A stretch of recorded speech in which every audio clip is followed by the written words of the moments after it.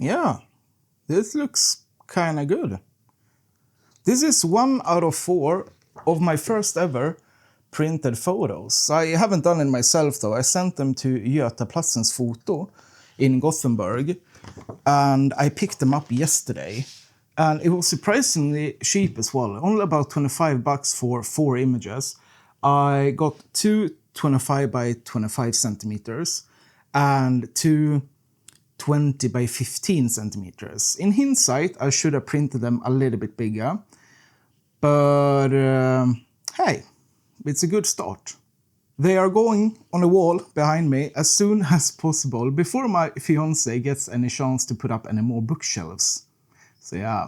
Anyways, hi, hello everybody, welcome back, hope you're all well. Today I want you to forget everything you think you know about improving your photography. The real breakthrough isn't mastering all the technical detail or buying the latest full-frame camera. In this video, I want to share 3 radical yet incredibly simple daily habits that will fundamentally change how you see the world and keep your creative eye sharp.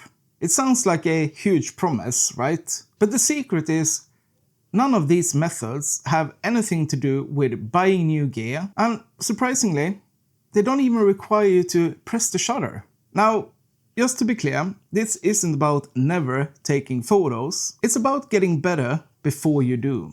We all tell ourselves the same lies. I've done it and I'm sure you have it too. We say, I'll wait until the weekend when I have a full free day, or I'll wait until I can travel to that beautiful location, or even simpler, I'll wait until the sun comes out. The problem is, if you treat photography as a special event, something you only do on Saturdays when the lighting is perfect, you're never going to build that intuitive muscle memory required to be great. Photography is a sport, it's a muscle, and you cannot get fit by going to the gym once a month. But jokes aside, the concept I want to introduce today is deliberate micro-practice. It's about understanding that photography is 10% clicking a button and 90% observation, analysis and curation. And the good news, you can practice that 90% anywhere, anytime in just 5 minutes a day. I'm going to break this down into 3 specific methods: analysis, observation, and curation. And you can use these methods whether you're a street photographer, wildlife, landscape, documentary, or whatever else you call yourself. So let's start with method number 1. We all spend a fair amount of time looking at photography, whether that's browsing Instagram, watching YouTube, checking online galleries, or flipping through photo books or magazines. But the first habit is about changing how you look. It's about moving from passive browsing to active analysis. Whether you're into street, landscapes or nature, everyone has influences. Personally, I love the work of Martin Parr, Jan Töve, Jerry Johansson, Lars Thunbjörk and many more. But instead of just glancing at their photos and thinking, that's a nice shot, I want you to stop. Pick one image. Spend 5 minutes trying to figure out exactly what they were thinking. Why did I stand there and not 3 steps to the left? Why does this composition work? What are they trying to convey? Don't overcomplicate it though. If you can clearly explain one deliberate choice the photographer made, you're doing it right. Now, you don't have to limit yourself to just other people's work. Analyzing your own photos is just as important, because it forces you to look at them with fresh eyes. Ask yourself, would this be better in different lighting? Or could I have placed the horizon differently? Would it have been stronger if I included or excluded more of the scene? Be honest with yourself. By analyzing the gap between the masters and your own attempts, you train your brain to solve problems before you even pick up the camera next time. The second habit is my personal favorite for those busy weekdays when work or life gets in the way of photography. This is for when you don't even have your camera with you, even though I always recommend trying to have your camera with you. It's very easy to shut our creative brains off when we're running errands, commuting, or walking the dog. But this habit is about staying sharp. Wherever you are, try to find a scene that catches your eye. Maybe it's a specific shape, some interesting symmetry, or a leading line in a parking lot. Once you spot it, take just a few minutes to explore that composition in your mind. Ask yourself, if I had my camera right now, how would I frame this? Where would I need to stand to exclude that ugly trash can? If I move 2 steps to the right, do these lines align better? You can even take it a step further. If the scene is great but the lighting is dull, which, let's be honest, happens a lot, try to imagine how it would look. Would this composition work better at golden hour, or would it look more dramatic in the rain? By doing this, you're essentially doing a dry run of taking a photo.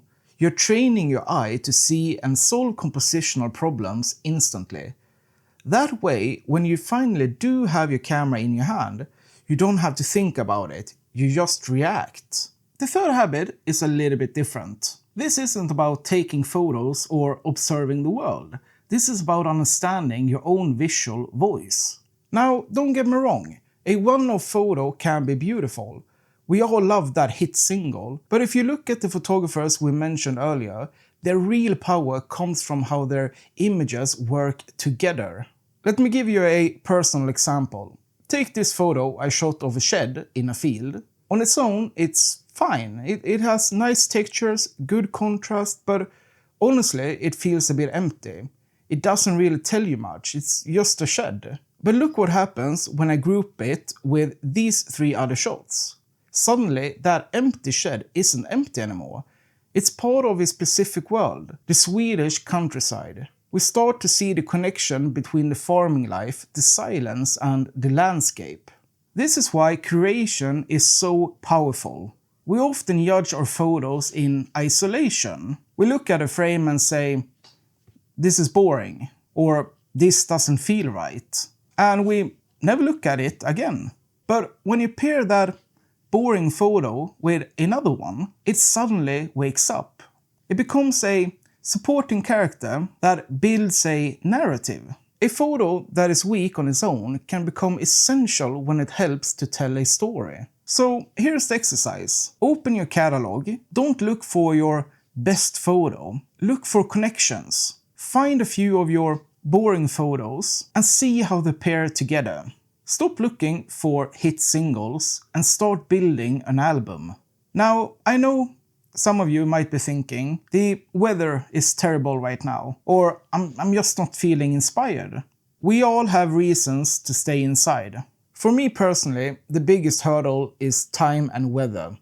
I work a full-time job, I live here in Sweden, and in the winter, the sun sets at 3 p.m. By the time I'm driving home at 4:30, it's pitch black out. And on top of that, it's been raining non-stop for 3 weeks. Now, I don't mind rain for photography. I actually spent a Saturday, like 1-2 weeks ago, in pouring rain at the Christmas market, and I loved it. It was beautiful. And my camera is weather sealed, so that's completely fine. But trying to record videos for you guys, that's a different story. My microphone is definitely not waterproof, so filming outside lately has been impossible. So I spend a lot of time indoors, but that doesn't mean I stop practicing. I use that downtime to analyze masters or curate my old files. I keep my photography brain sharp, so that when I do have a split second to shoot, I don't have to warm up. And that brings me to the final piece of the puzzle. Even though my photography time has been limited lately, I still make it a rule to bring my camera with me to work every single day. Because I'm mentally practicing these habits, I notice things even when I'm just driving between jobs. When I see something interesting, I make a mental note of where I saw it, or even better, if I get the chance, I pull to the side, jump out, snap the frame, and I'm back in the warmth of the car in 45 seconds. Some of my favorite shots this year has been shot exactly like that. In the middle of a commute. In less than ideal weather, just because I stayed ready.